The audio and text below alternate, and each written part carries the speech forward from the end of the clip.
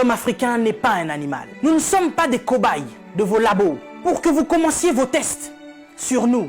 Ça fait des siècles que vous nous testez. Ça fait des siècles que vous nous faites souffrir. Depuis que vous avez découvert que le continent africain était le jardin d'Éden, vous ne voulez pas nous lâcher. Nous souffrons, mais nous sommes en train d'enrichir plusieurs. Nous mourons de faim alors que nous nourrissons plusieurs. Quelque chose m'a fait rire il y a quelque temps. 23 Italiens retrouvés clandestinement sur un port nigérian. Ah, depuis quand l'Italien rentre clandestinement au Nigeria?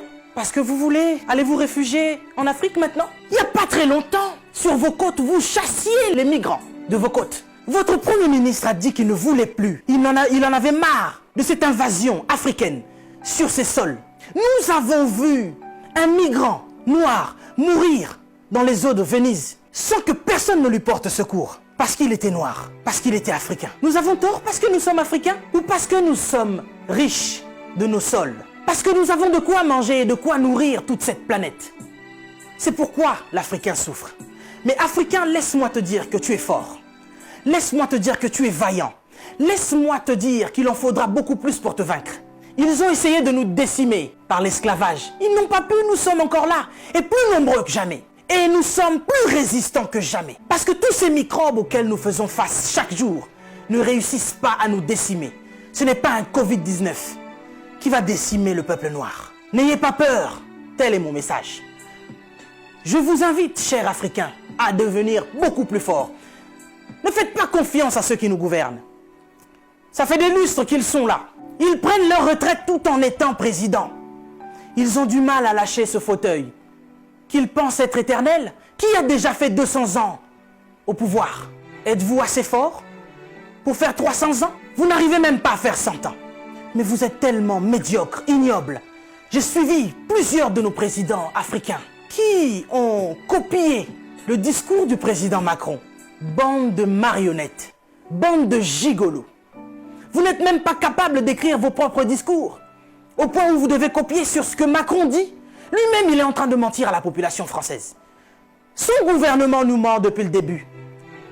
Et vous, vous suivez Macron pour continuer à mentir aux Africains? Mais nous, vous nous mentez depuis des siècles. Vous nous mentez et encore vous nous mentez. Pour remplir vos poches. Vous vivez dans des palaces, mais vous ne vous souciez même pas de ce que l'Africain doit manger. Oui, nous sommes en deuil. Et depuis des siècles, nous sommes en deuil. Parce que nous ne pouvons pas manger à notre faim. Parce que nous ne pouvons pas avoir de l'eau potable. Parce que nous ne pouvons pas avoir de l'électricité. Regardez à l'est de la RDC. Il y a un génocide qui perdure. Des gens meurent. Qui en parle? C'est sous silence. Et aujourd'hui, l'OMS vient nous parler de la pandémie, de l'épidémie, qui n'a même pas fait 100 000 morts dans le monde. Ces millions de Congolais qui meurent chaque jour. Qu'est-ce que vous en faites? Vous nous parlez de crise? Vous voulez prendre des décisions de crise? Mais nous, ça fait des siècles que nous sommes en crise. Qu'est-ce que vous faites, cher président? À part manger et boire et faire des fêtes. Vous parlez confinement? Oui, l'Africain accepte.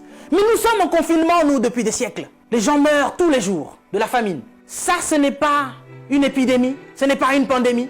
Des jeunes filles se font exquiser tous les jours en Afrique de l'Ouest. Boko Haram est en train de exterminer des gens. Ils violent des femmes. Ils séquestrent des jeunes filles. Boko Haram, qui leur vend des armes? Qui en parle? Et à cause du Covid-19, vous voulez faire paniquer les Africains qui vivent déjà en panique depuis des siècles. Quand nous voyons nos frères qui essayent de fuir leur continent et qui meurent dans les eaux de la mer, ça c'est un génocide qui perdure depuis des siècles.